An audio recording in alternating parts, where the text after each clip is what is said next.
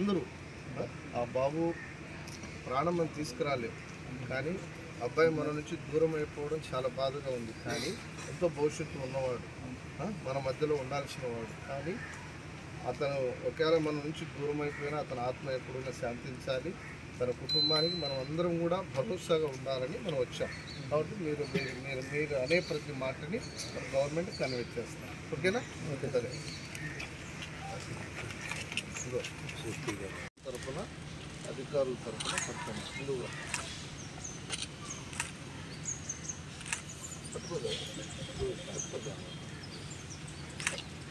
Okay sir, thank you. ఈ డబ్బుని వాళ్ళ ఫ్యామిలీకి ఆ కార్యక్రమాన్ని మీరు వినియోగించుకోండి.